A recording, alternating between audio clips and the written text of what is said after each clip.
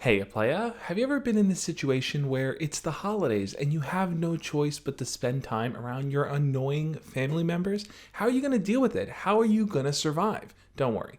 In this video, I'm going to share 5 tips that you need to know so you can make it through that holiday season totally fine. For those of you that are new here, my name is Josh, and every single week I make videos sharing tips, ideas, and stories teaching you how to be your best self. So if you want to learn and grow, hit the subscribe button and make sure to click on the notification bell. I would say one of the main issues that people tend to run into during the holidays is someone else not respecting your boundaries. They start asking you all these personal questions that you don't really feel comfortable answering. These could be questions about how you're doing in school, whether or not you're dating someone, or even what your plans for your career and your future are. And sometimes you might not feel like you're in a place where you know exactly what you want to say or what you're planning on doing in those situations. So when the people ask those questions, they put you on the spot. And the real challenging part about that is that because it's the holidays, chances are you're going to have to spend a little bit more time in the day with them. So it gives them the opportunity to keep pressing those questions further, even after you told them,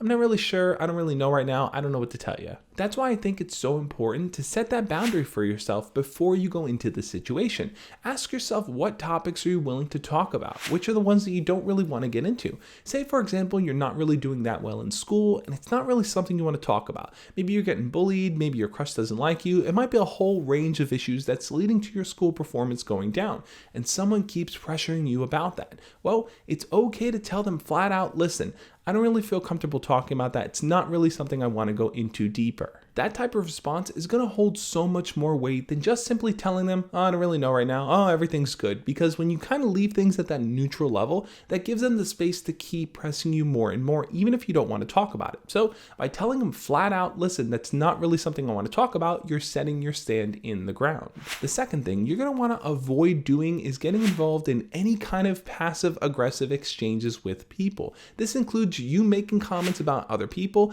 and responding to comments that people make about you. For example, let's say you've put on a little bit of weight and some of your family members start to shoo you away from eating certain types of food, or they make comments about how you need to exercise or how important a healthy lifestyle is, when in reality you know they don't genuinely care about your health, they're just making comments about your weight. Trust me, I get it. Your natural instinct might be to clap back at that person, but I don't think it's worth engaging in any of those negative comments, because really all you're doing is putting yourself in a negative headspace where that's all you're thinking about. You're not being grateful for the fact that you have other family members, other people there in your life. All you're focused on is the negativity, and that's not a good place to be in. And look, I'm not saying to just let people walk all over you and say whatever they want, but you have to ask yourself this honest question. Are you and that person in a place where you can sit down, have a real conversation with them about what they said, and explain to them why it was hurtful to you? If that's not the environment and that's not the place where that type of change can happen, you have to really evaluate, is it worth engaging with them in any kind of way? And that kind of leads to the third tip here, which is to practice self-awareness. It's so important to know what you're feeling inside when someone makes a comment, when you're around that person, when you have to see that person. Being able to understand your feelings is going to be the first step you take towards taking positive actions in your life. A lot of times when people say and do things that get under our skin, we tend to lose control. We might mouth off to them, we might throw something, we might hit them. We have these type of reactions because we don't really process and understand what we're feeling in that moment.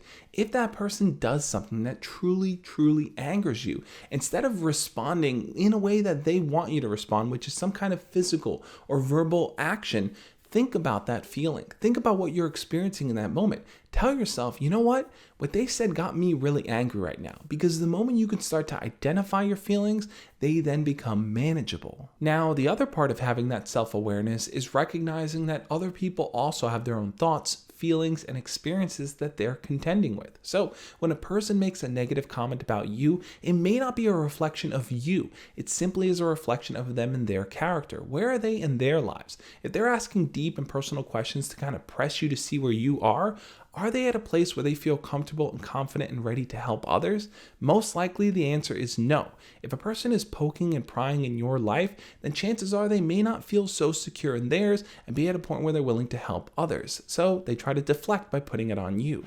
The fourth thing you need to remember is this. If people are constantly challenging the boundaries that you've set for yourself, when you tell them, hey, I don't really want to talk about that, but they keep pressing you over and over, just remember that it's important for you to set a positive redirect in a way where they can kind of just move along with that conversation and accept your boundary. So what does that look like? Well, let's say someone in your family is pushing you to talk to someone in your family you don't really feel comfortable with. You don't like them, you don't want to engage with them at all.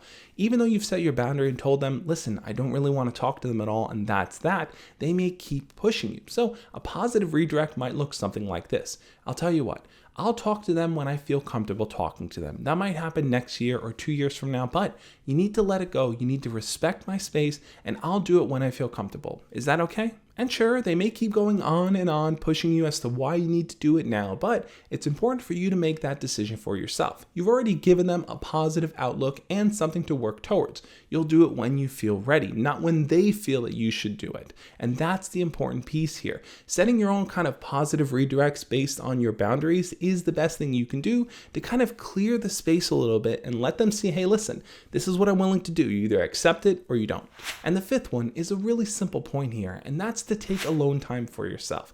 Take time away from everyone else, from all the craziness going on, to just sit in the bathroom to breathe. Go for a walk outside. Do anything you can to kind of have your own peace of mind, because if there's a lot of people around you, it can get loud, it can get crazy, and it can get overwhelming. So you're going to want to be able to balance all that craziness by having your own personal space. Remember, just because your family members are there doesn't mean you need to spend 24/7 around them. It's okay to take time for yourself. In fact, I think it's the most important thing that you can do whenever you're around your family for the holidays. Thank you so much for watching. I want to give a special shout out to all my patrons, YouTube channel members. These are the people that help make the channel grow. Also, I want to mention my book, Embracing the Awkward, here, because I have an awesome chapter in here all about creating healthy relationships. Whether it's with your family or your friends or someone that you like, it's important to know what it takes to make a healthy relationship. So if you want to learn more about the book, I'll link it down below.